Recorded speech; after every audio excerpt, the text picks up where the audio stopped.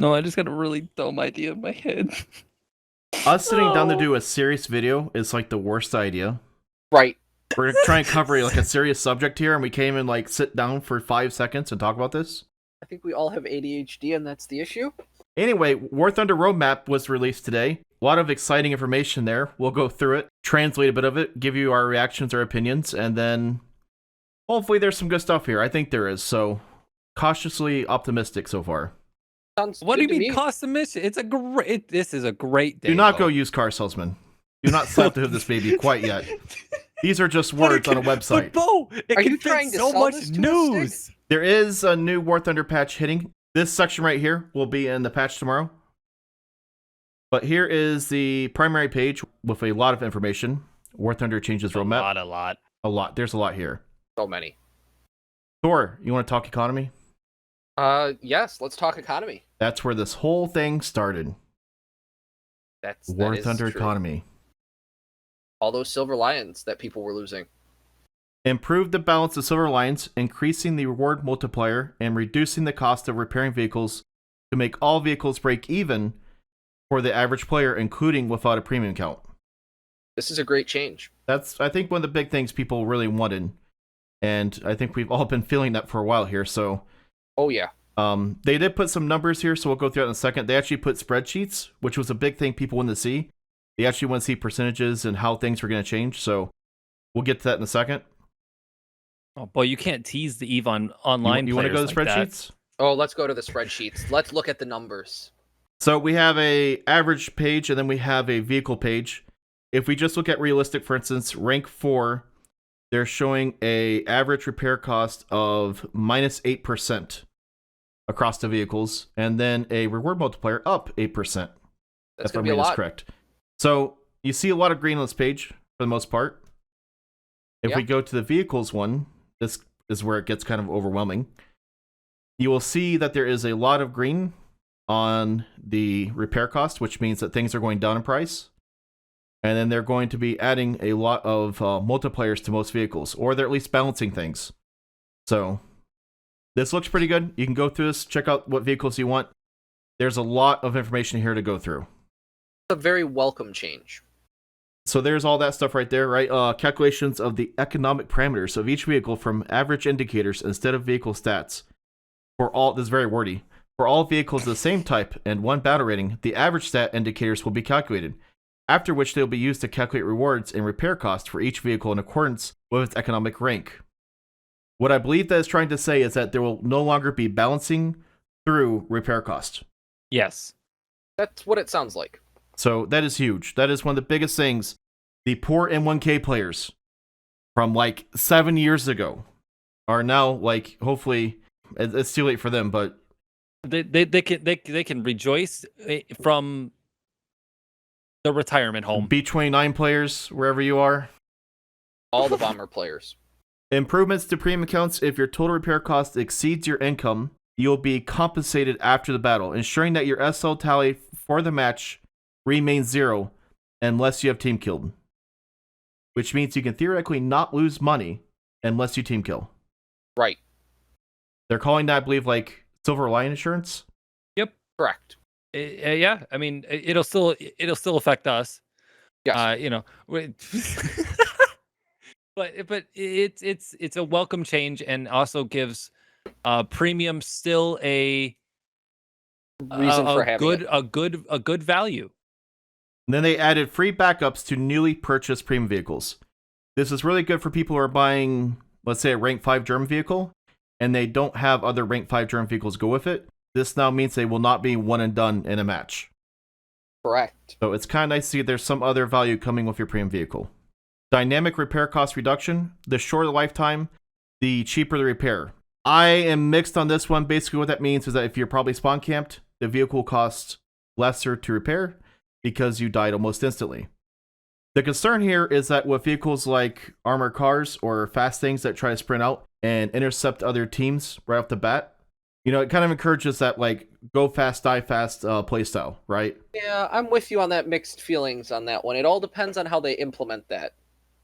This one, I think this one could have a bigger change overall, though, for the good, because as long as it doesn't just drive up the amount of go fast, get maybe a single cap and then you end up dying. This could overall improve people's perception of the overall economy. I'm just playing devil's advocate here and saying that there is a downside to, making it cheaper if you live shorter. Like, it's going to help one group of players, and it's going to possibly lead to a little bit of the other side might get a little help that I don't think should have the help. Capture point reward for vehicles that failed to survive until capture completion, which means you will get points for sitting on a cap point, even if you're not there for the finish of it. About time. So if you're there for 80% and you get bombed, you will get some RP for sitting on the cap point. 100% logical. It is. Free repair if destroyed by an ally. Again, something that should have been in the game for a while now. Detailed calculation of the reward in the mission results window, as well as in the private message window after the battle ends. People have been asking for this for years. This will give us the actual chance to see the data and the math used to see what the earnings actually are. That breakdown we've been looking for. We can live our true accountant lives now. If you want to dive deeper into the War Thunder Kami changes, they have a massive post. They are asking for people's feedback on all this information. If you go towards the bottom, there is a vote tab. There's a vote button where you can say you're in favor or not in favor of this. So I don't want to change people's opinions of this. Read through it. See if this looks good to you. If not, voice your opinion with this vote button. These 3 links for this and the 2 spreadsheets will be in the pinned comment. All right, changes to progression and research points. Condensing of tech trees by grouping of vehicles and decreasing required research points to research vehicle in groups by 2 times. So what this affects is the M48 and the M60 that are foldered together. If you research one, it means the next one after that will be cheaper to research. Make it easier for new players to get through the trees? Not only that, it makes sense. The things that have a lot of variants that are foldered together, this is what that's affecting. Not everything in the tree, just the folder. Next, we have the reduction of research and purchase costs of rank 6 and 7 aircraft. With the game putting in so many top tier aircraft, this had to happen. It did. It is too hard to get top tier aircraft grind when they're putting in so many new planes every patch. So this was welcomed. Next, we have skill bonuses in RP. Extra reward for a certain number of kills in a session. The required kill number, as well as bonus value, are determined by the game mode and vehicle rank. For example, an approximate value of rank 3 arcade ground vehicle battles are 3 kills give you a 15% bonus, 6 kills give you a plus 30% bonus, and 9 kills give you a plus 50% bonus. This rewards people for staying in matches longer? Yes. This is good. It's very welcome. I would like to see it a little bit of a change where it's not the kills are not the primary multiplier or calculation tool. Right. I mean, I could see you want them time? maybe doing caps. Caps. Maybe count decaps to count caps. Just something to get people to play the objective as well. Right. But that could be the bonus score that they're talking about, and just the kills is the easier way to explain it. But there's been times like I've had 10 kill matches, and it looks like I made like 60,000 lines. Yeah. Right. Like it's ridiculous. Like I just I had a good match, but You just barely paid anything. Listen, Bo, I'm just trying to get the input of the person who's 5th place on the leaderboard every single match. Doesn't have the amazing kill games, Some love for the lower scoreboard guys. I get that.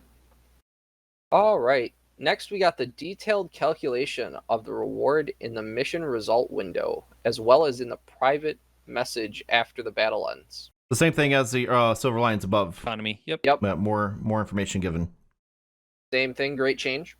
Then we have the research bonuses for new nations. After obtaining a top vehicle of one nation, such a vehicle will be clearly marked. A bonus is added to the research of the vehicle of this type in other nations where the top tier vehicles have not been researched. The bonus is given for 3 battles every day for each nation separately and depends on the rank of the research vehicle. I didn't expect a bonus like this to be put into the game, if I can be honest. I felt like they went a little above what we were expecting with this one. I feel the same way. I mean, I was never expecting to see bonuses. And maybe that's the sad thing, but that's I was kind of surprised by this one. This kind of reminds me of the old days where they had a like a ×2 and ×4 or 5 bonus every night. It's like ×2 during the week, ×4 or 5 during the weekend Right. for your first win for each nation. I thought we were going to see a return to that. Yeah, it feels a little bit like a return to that. So I was kind of happy to see that they're actually loosening up a bit on the old bonuses. Right. And then finally, we have revision of the naval progression. And that's it. That's all they say. That's what that is. Yeah. We'll see what that has in store in the future. All right, Stick, do you want to read off the other progression updates? The other, okay, yeah. This one, I'm gonna start us off with a banger of an update of the revision of the fire protection and the repair sets for ground vehicles and naval vessels. So basically, to condense it down, all vehicles are going to have a single-use fire extinguisher, and they're going to have basic level of toolkits or repair kits. So you can fix your vehicle, you can get it at least so that you can fire, move, you can operate your vehicle and still be combat able, but you won't completely fix it. It won't make it brand new again. But then you can research improved fire protection, which gives you 2 uses, and improved toolkit, which will completely fix your parts like how it is now in the game. So no longer will you go into a match and you can't repair unless you're on a capture point or you have a teammate. This is huge for... It took so long to get this. This felt like this was a fight for 3 years to get this for the community. Yes. Did they just surrender? I'm surprised we got it, honestly. The other thing I didn't expect was standard countermeasures will become available immediately to research aircraft. You won't get things like chaff only, improved flares, mixed, or flares priority, but you'll get basic flares for every jet that gets them. Having something is way better than having nothing up, That is a welcome addition.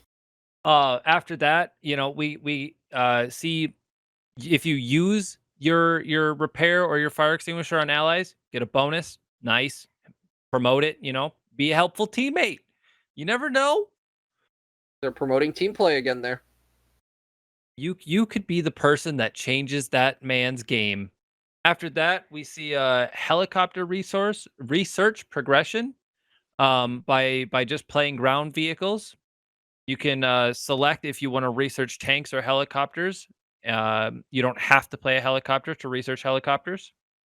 I'm mixed on this one. I understand why. I struggle with grinding out helicopters because I don't play them very often. So it's nice if I have all my American tanks, I can put the research towards American helicopters. I appreciate that.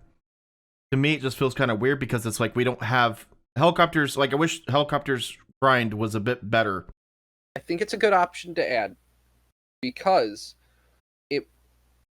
I've struggled with helicopters since they came out, and I don't play them. This will be a way for someone like me to research them. Oh, the grind is so bad. If you just play ground RB, the grind for getting new helicopters is awful. Oh, yeah.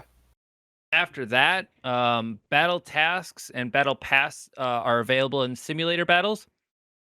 I have no idea why that wasn't a thing before. Didn't know that wasn't a thing. Great job. Glad it's a thing now. And then your daily login reward can keep progressing if you log into War Thunder Mobile. So I know that's a big deal to a lot of guys who are at like 500 plus days. There's some people at like 1,000 plus days now. That's crazy. You're insane. I know people have had to move across the country or don't have internet and they're panicking because they can't log in for that day and then lose their streak. So it's nice that they have a mobile option now for people. I know it's a big deal to those guys. I was kind of hoping they'd say more like just giving better rewards for people logging in. Like if you log into the game for 1,000 days, you should get custom titles, custom skins, decals, like golden eagles, a party. I don't know. I just feel like there should be more. No, that's a big deal though. 1,000 days, like that's crazy. No, I would my head just imagine like you log in, you hit the day, it's 1,000, and then all of a sudden just a Gaijin employee bursts into your room, absolutely make it happen. No, but this is nice. I've just I was hoping to see more for the daily login. We might see more. I mean, this is just a roadmap. I hope so. I'm putting out my opinion. With the matchmaking updates, we have a big one that I very enjoy. For this major update of La Royale, night battles are going to be disabled, just straight up disabled temporarily. But in the next major update that they are working on, you're going to be able to optionally enable them, meaning if you don't want to have any night battles, you can just turn off the ability to get queued into a night battle. I'm mixed on this one myself. I like that night battles were added because not every tank battle takes place during the day. I get why people don't like them though. They're dark. If you do not have the night vision or IR modules, you are like, the flares aren't enough to make you competitive. Oh, it's a severe disadvantage, and that's why I get why some people don't want to play night battles. Having the choice is important. Next, we have changing the matching settings for high rank battles in order to collect more complete battles at the cost of a minimal increase in waiting time. I love whoever wrote this. Essentially, what this says is that they are making the matchmaking queue take longer because they're putting more players into high tier battles. Correct. So instead of 6-on-6, you may see 12-on-12 or something like that now, but you have to wait longer. That is so worth it. I but like it. That wording is terrible for that. Oh yeah. They're also going to add a display of battle rating ranges in the map filter. I think that's very helpful for newer players. Battle ratings are kind of complex for new folks. Even some of us still struggle with that, right, Sick? Hey, don't call me out like that. Oh. So if you're playing a 3-7, it says 2-7 to 4-7. I think that's helpful for people to understand what they're actually going to face. I would have loved that 10 years ago. Yeah, here's one I wanted 5 years ago. Revision of the set of maps available to piston and jet aircraft for more eventful battles. Transferring some of the large maps to higher battle ratings. Like flying a Wildcat on Spain. I mean, I won't have to fly a Wildcat on Spain anymore, Bo? Take max fuel in your I-15 as you fly across Spain for 45 minutes. Now, that's a great change. There's certain maps that are great for jets. There's maps that are really bad for piston aircraft because they're meant for jets. So I'm glad to see that they're going to make a division of what maps go where. That has to happen. It's a welcome change. Absolutely. Very welcome.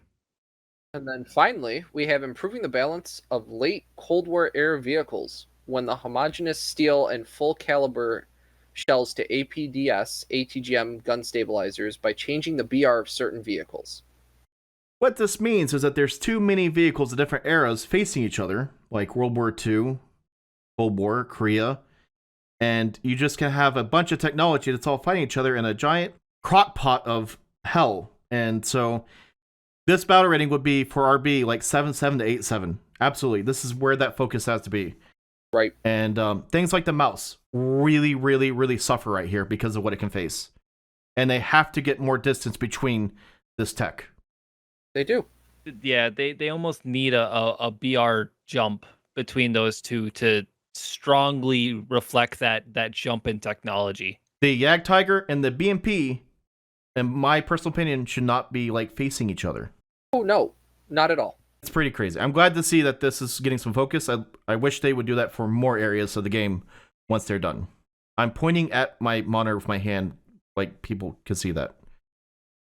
Okay, but we feel it in our hearts. We're imagining you doing that. Next, we have the location and mission change. We have the Strike UAV move to higher ranks. Vehicle BR above 9.7 matching BR above 10.7 to allow players to have SAM systems capable of countering them. So to clarify, the Scout UAV is staying where it is. No, it's the UAV with the ATGMs. The Orion. The Strike UAV, the big scary one, is going up in battle rating. That's a good move. It's a very like welcome addition. I did not like seeing it with some of my lower end like 8.7 vehicles in a 9.7 match. Hydroplane respawn points moved to the map center, allowing them to spawn over the friendly airfield. I'm happy to see this, but I didn't think it was like the thing that needed to be. I think it was more so just it was something that was happening anyways. It's an easy fix. Sort of like it was an easy fix sort of deal. Here's the big one. There's a video from me like 6 years ago where I ranted for like 20 minutes about this, and I'm glad to see finally it has happened. I know some people are not going to be in favor of this, but this one line right here has been the thing that has kept me from playing ARB nearly as much as I used to. Reduction of the effectiveness of AI anti-aircraft guns located on fields and convoys in all aircraft modes. AA should be able to do X amount of protection for aircraft that are landing and rearming. The problem is it got to a point where it's so buffed that people are using it as a shield. Worst case scenario, I've seen like 5 to 7 teammates die to the AA trying to get this last guy who's barricaded himself behind his AA. How much are they reducing it? That'd be great to know. Is it range? Is it accuracy? You know, what does that exactly mean? The other thing would be great is if they put in a mechanic that would allow us to suppress enemy AA, like IL-2 Battlestar That would be has. great. Oh, So, that would. If you got somebody coming in and strafing AAs, and if they don't kill it, getting the crews to back off, you know, for let's say 5, 10 seconds, 15 seconds, something to debuff that AA by working as a team, be fantastic. These things are just knocking people out of the sky left and right sometimes. Other times they do nothing. There needs to be more consistency and fairness to the AA. It needs to be able to protect people on the ground rearming, but also not, you know, crushing everything for like a magic bubble.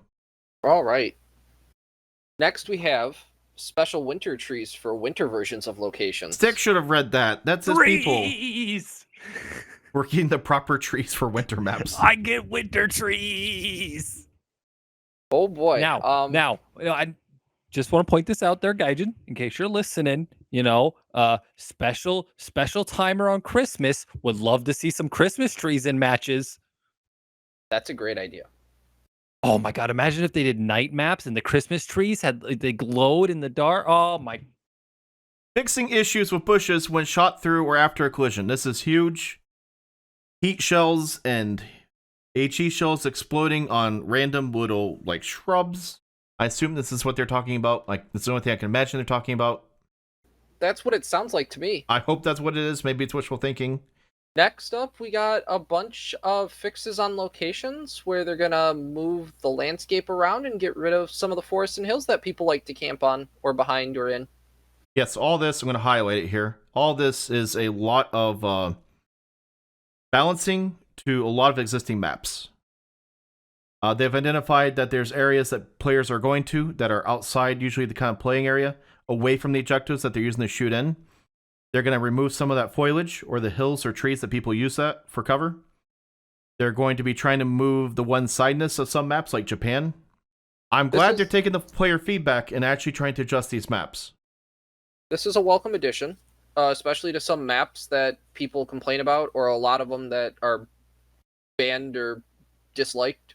Next, we have massive revision of asset collision in ground vehicle locations in order to get rid of inconsistencies of visual and physical models.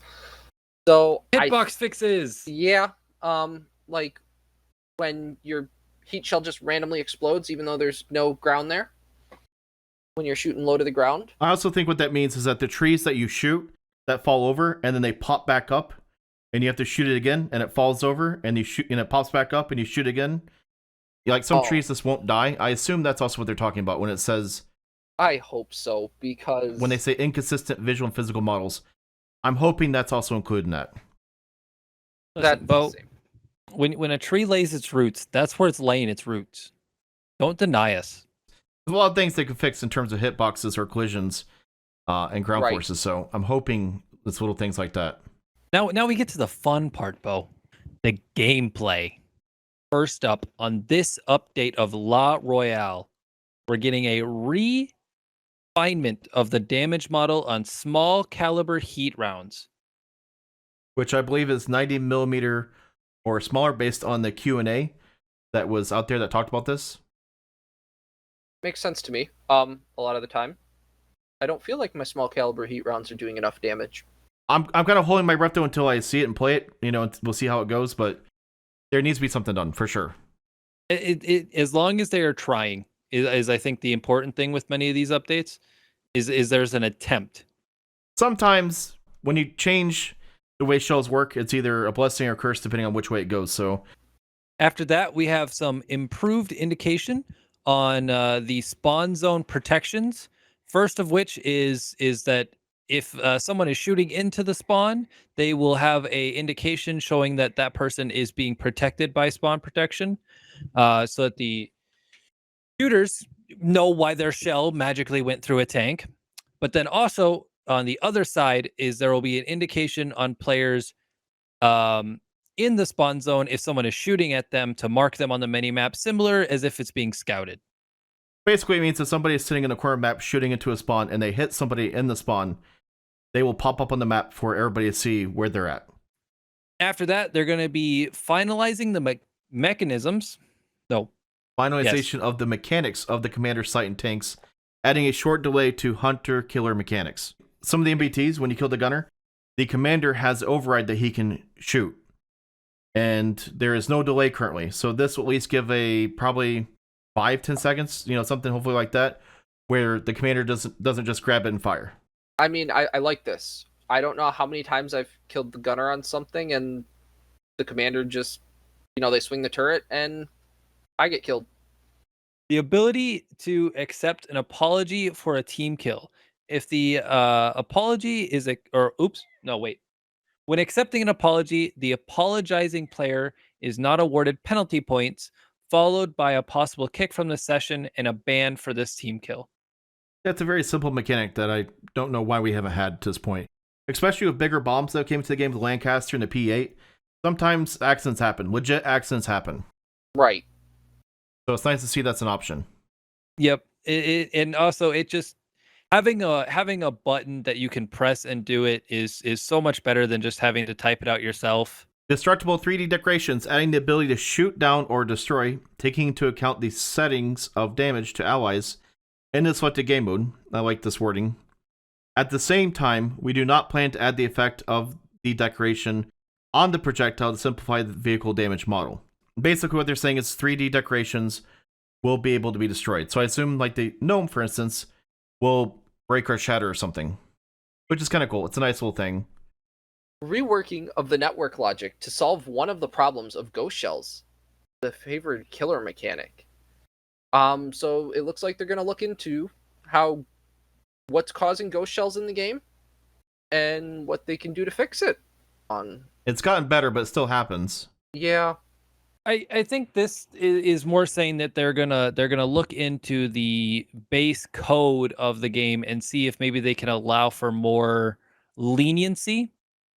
They mentioned that a big reason for ghost shells happening is a player's ping. They'll never be able to eliminate. Well, the way Warthog works is you have a client-side shell and a server-side shell. You see your shell fire, right, and it goes out.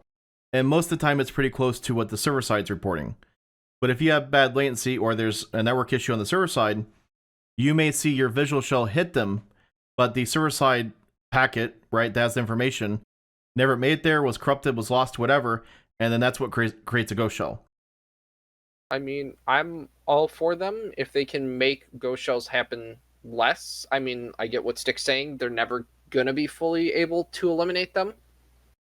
But it would be nice to have them vastly less often. It'll be something that they always are going to need to be tweaking.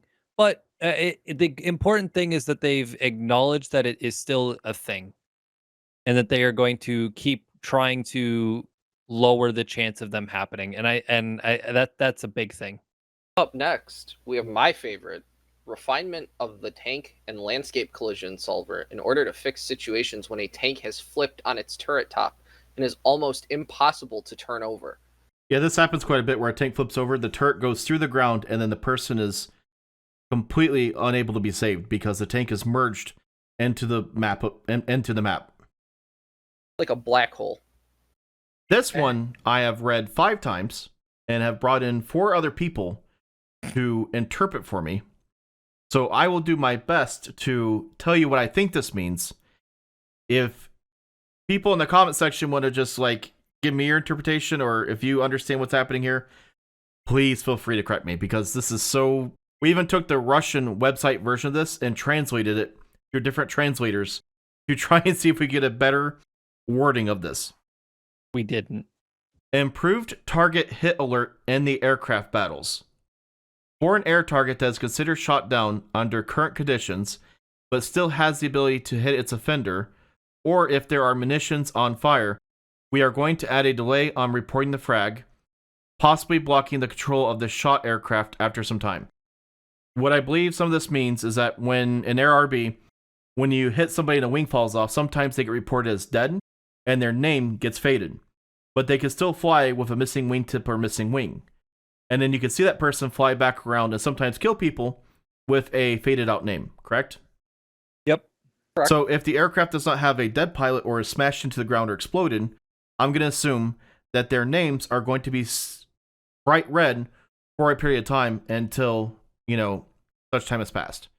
Now, we can speculate further and say that when they say possibly blocking the control of the shot aircraft after some time, does that mean there's a mechanic like in ground forces where you lose your engine, the turret gets slowed down? So is the aircraft going to lose hydraulic fluid, or some other mechanic that's going to make the aircraft unable to fly after a period of time of being a certain severity damaged? I don't know. This is all speculation.